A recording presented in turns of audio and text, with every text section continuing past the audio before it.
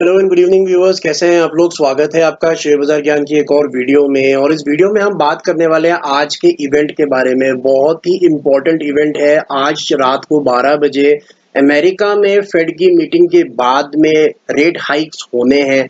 Rate hike होने तय हैं।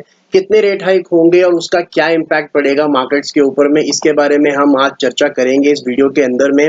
साथ ही साथ में ये भी बात करेंगे कि इस मीटिंग के बाद में क्या मार्केट्स ऊपर जाएंगी या नीचे जाएंगी। और एक बहुत ही इंटरेस्टिंग स्टडी मैं आपके लिए लेके आया हूँ चार्ट्स के ऊपर में, Indian markets versus the US markets के बारे में।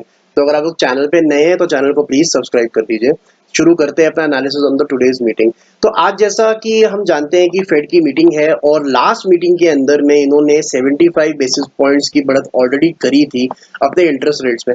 देखिए इंटरेस्ट रेट्स क्यों बढ़ाए जाते हैं, बेसिकली अमेरिका में रिसेशन आने का पूरा पूरा डर है। रिसेशन का मतलब महंगाई बहुत ज्यादा बढ़ रही है, इन्फ्लेशन बहुत ज्यादा बढ़ रही है। अब इन्फ्लेशन कम करने का तरीका क्या होता है कि लोगों के हाथ में पैसा ज्यादा ना रहे। पैसा कम रहेगा तो लोग खर्चा कम करेंगे, खर्चा कम करेंगे तो महंगाई कम बढ़ेगी। That is a simple rule. तो इसीलिए बैंक्स क्या करते हैं, अपना इंटरेस्ट रेट्स बढ़ाते जाते हैं। उससे होता क्या है कि लोन्स लोगों को नहीं मिलते आसानी से। जो ऑलरेडी ईएमआई पे कर रहे हैं वो महंगी हो जाती है, उनको ज्यादा पैसा वहां देना पड़ता है। तो इसीलिए जो खाने पीने की चीजों पे दाम बढ़ रहे हैं, जो कमोडिटी के दाम बढ़ रहे हैं, वो कंट्रोल में आ जाते हैं। तो हुआ क्या है कि बेसिकली आज की जो मीटिंग है इसके अंदर में डाउट है कि जो फेड है वो 75 बेसिस पॉइंट तक अपना इंटरेस्ट रेट बढ़ा सकते हैं। सेंट्रल बैंक्स को बोल सकते हैं कि आप अपना इंटरेस्ट रेट 75 बेसिस पॉइंट्स और बढ़ा दो। कुछ लोग तो ये भी कह रहे हैं कि ये 100 बेसिस पॉइंट्स मतलब 1% का इंटरेस्ट रेट बढ़ा सकते हैं। देखिए ये बहुत बड़ा परसेंटेज होता है, बिकॉज एकदम से 1% इंटरेस्ट रेट बढ़ाना बहुत सारी चीजों पे इम्पैक्ट करता है। और यही आज का रीजन है कि मार्केट्स के अंदर आपको हल्की सी सॉफ्टनेस देखने को मिल रही है। अपनी मार्केट्स की बात करें तो 17,900 के करीब से अभी 17,750 के करीब मार्केट्स चल रही है। मार्केट्स में एक गिरावट देखने को मिल रही है। जो एक इंटरेस्टिंग चीज मैं आपको दिखाना चाहता हूँ दोस्तों, वो है अमेरिकन मार्केट्स का हाल और इंडियन मार्केट्स का हाल।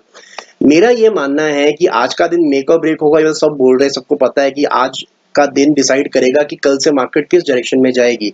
लेकिन what is very very interesting is that ये नैस्डैक का चार्ट है। नैस्डैक का चार्ट में ये जो ब्लैक वाली लाइन है, this is the most important line that I am going to talk about in this video, and this is the 200 weekly moving average. अब इस बात को जरा ध्यान से सुनना आप। मैं आपको पिछले 2-3 इंस्टेंसेस दिखाऊंगा जब नैस्डैक अपने 200 वीकली मूविंग एवरेज के पास आया था। एक तो अभी चल रहा है करंटली 2022 के अंदर में। ये एक टाइम था कोविड का। अब आप एक बात ध्यान रखिए कि कोविड में भी नैस्डैक ने अपना 200 वीकली मूविंग एवरेज नहीं तोड़ा था। और उससे पहले 2019 के अंदर में आप देख सकते हो कि ये अपने 200 वीकली मूविंग एवरेज के पास आया था। 200 वीकली मूविंग एवरेज एक बहुत बड़ा सपोर्ट होती है किसी भी मार्केट्स के लिए। साथ ही साथ में मैं अब आपको दिखाना चाहता हूँ हमारी मार्केट्स। निफ्टी निफ्टी देखिए कितना दूर है अपने 200 वीकली मूविंग एवरेज से। 13,000 पे चल रही है और 17,000 पे निफ्टी 4,000 पॉइंट दूर है। और सेम चीज अगर हम कंपेयर करें कोविड के टाइम पे, तो निफ्टी ने अपना 200 वीकली मूविंग एवरेज तोड़ दिया था। नैस्डैक ने तो छुआ तक नहीं था। सेम 2016 की बात करें जहां मैंने आपको नैस्डैक का दिखाया, तो निफ्टी भी सेम तरीके से था।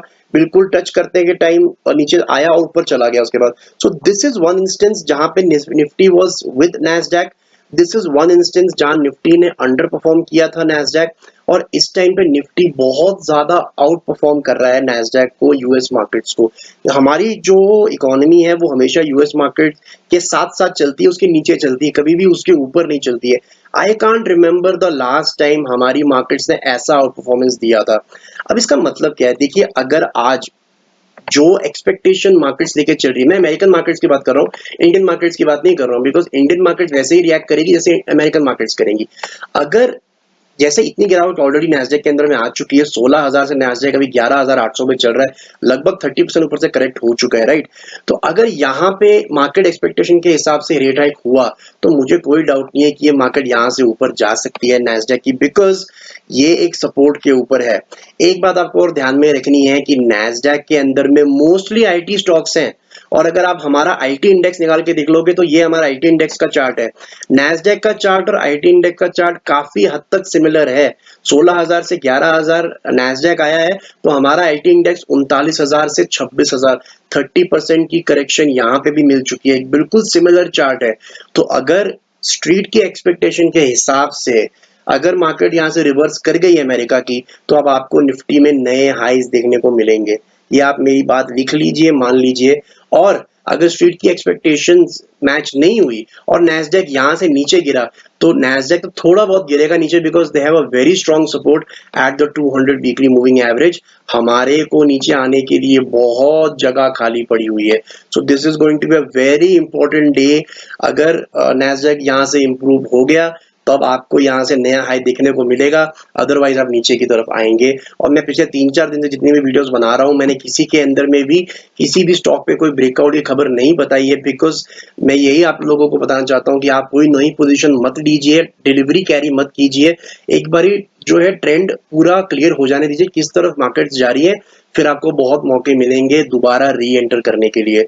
सो very important, tonight 12 AM Fed की मीटिंग है और देखना होगा कि क्या होता है उस मीटिंग में और कैसे मार्केट्स रिएक्ट करती है।